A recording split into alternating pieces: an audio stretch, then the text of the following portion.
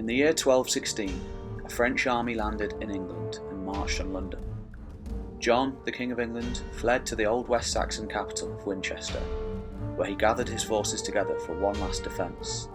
The French, led by the future king, Prince Louis VIII, marched unopposed into London, where he claimed the throne for himself. He was supported by a number of high-ranking nobles, long discontented with John and his failure to recognise the Magna Carta document of 1215, which had sought to give more rights to the nobles in an attempt to curb unfair and unchecked authoritarianism on behalf of the king. Louis had been invited over soon after when the barons went to war with John in the conflict known as the First Barons' War. As well as many of the high-ranking nobles, Louis also had the support of influential monarchs such as King Alexander II of Scotland, who also owned vast tracts of English lands. He did not, however, have the support of the English people, who, although already ruled by one French-speaking monarch, John, many resented his throne being usurped by another. Upon John's death on October 18th, however, any popular support the French had gained quickly dissipated as the king's 9-year-old son Henry was made king, with the influential and experienced knight William Marshal as his regent. Louis set off to the southeastern coast with his army to await reinforcements. Along the way, however, he met the first significant resistance to his invasion. A small guerrilla force of bowmen, who would appear from the woodlands to strike and then disappear, only to reappear at some other place and strike an equally deadly volley into the French column. They were men of the Weald, the wild woodland which had once covered much of Kent, and their leader was a young man named William of Cassingham. A staunch loyalist to the monarchy and woods ranger, he and his men knew the woods like the back of their hands, and they traversed the narrow paths quickly and quietly throughout the forest to maximise the damage they made to the French forces. William would become a folk hero to the English, and go on to be remembered under the nickname Willikin of the Wield. The Weald was a wild, untamed place made up of a number of small spread-out settlements which subsisted on hunting, fishing and foraging as much as farming.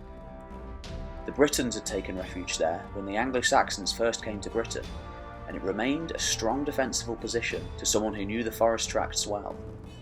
By most accounts, William was a young man in his late 20s by the time the Barons' War broke out. After popular support fell away for Louis, a call went out for ordinary men to rise up and expel the French wherever they could find them, and William answered the call. He is said to have gathered together a force of bowmen and ambushed the French near Lewes. They proceeded to pursue them all the way to Winchelsea, where the French only escaped starvation thanks to the arrival of their fleet. Louis still had soldiers stationed at many positions throughout England, and by the time he returned with reinforcements in May 1217, it was his intention to pursue his besiegement of Dover Castle. When he arrived, he found William along with many hundreds, maybe even thousands of bowmen, attacking and burning the French camp there. Louis decided to abandon the landing and instead landed at Sandwich, where he faced defeat by another English army, which then forced him to sue for peace. At the Treaty of Lambeth in 1217, Louis relinquished any claim to the English throne, and accepted that he had never been the legitimate king. After the war, William was granted a personal pension from the crown, and made Warden of the Wield in return for his services and loyalty. On the 28th of May 1241, he was made Sergeant of the Peace, a predecessor to the current title Provost Marshal, a leader of the Royal Military Police. Until his death in 1257, he fulfilled the position and served the crown admirably. William, although scarcely remembered today, may have served in part as the inspiration for the later semi-legendary figure Robin Hood, another famous bowman who was also said to have lived in the woods. Unlike William, who is mentioned in several accounts written during his lifetime, Robin Hood first appears in literature in 1377, but was said to have lived around 2 centuries before.